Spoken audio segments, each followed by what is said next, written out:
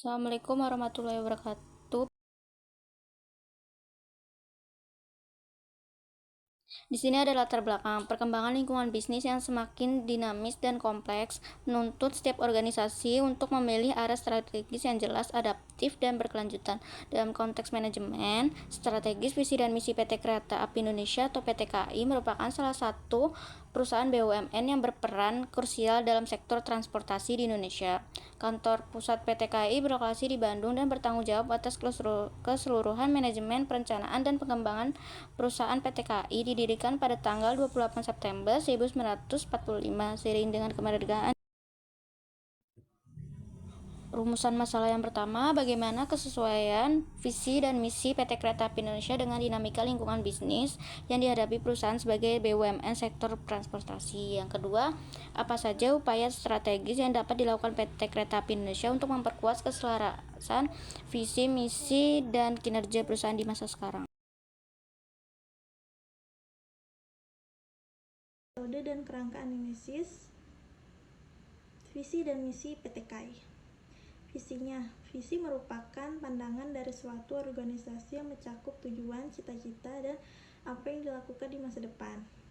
Misi adalah rangkaian tahapan yang harus dilakukan guna mencapai visi yang telah ditetapkan. Yang pertama, menyediakan sistem transportasi yang aman, efisien, berbasis digital, dan berkembang pesat untuk memenuhi kebutuhan pelanggan. Yang kedua, untuk mengembangkan solusi transformasi massal yang terintegritas melalui investasi dalam sumber daya manusia, infrastruktur, dan teknologi.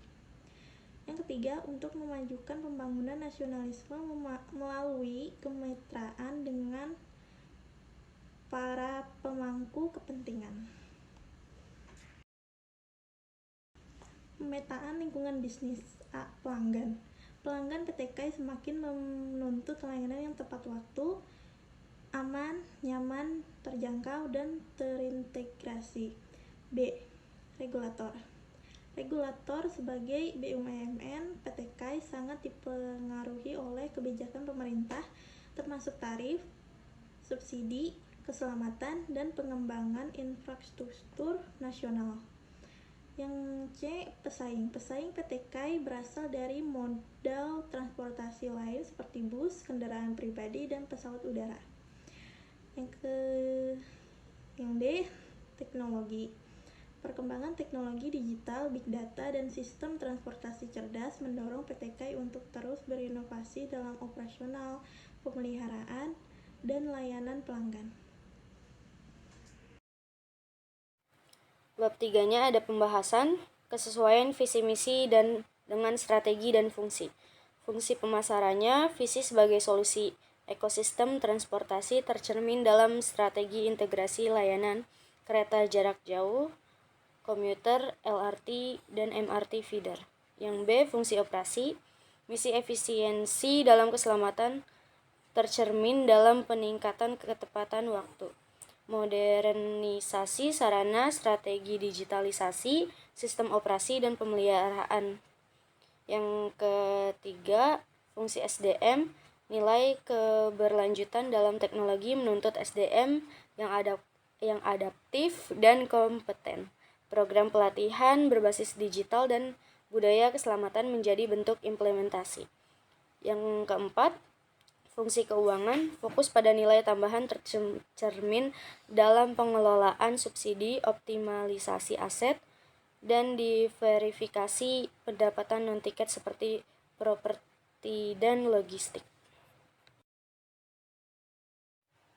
Rekomendasi perbaikan redaksi dan penekanan strategis. Di sini ada yang A, perbaikan redaksi visi. Visi saat ini adalah menjadi solusi ekosistem transportasi untuk Indonesia. Alasannya, menambah elemen terintegrasi untuk menegaskan sinergi antara moda transportasi. Yang B, penajaman fokus misi. Misi saat ini sudah cukup aspek keselamatannya, efisiensi, digitalisasi, dan pembangunan nasional. Contoh penyesuaian misinya, menyediakan sistem transportasi yang aman, efisien, dan berbasis digital. Implikasi implementasi,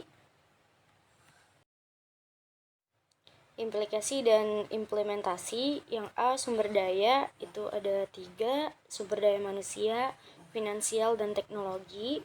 Untuk resikonya ada resistensi internal, ketergantungan regulasi, persaingan antar moda. Yang C, tahapan implementasi. Revisi direksi visi dan misi secara resmi oleh manajemen puncak.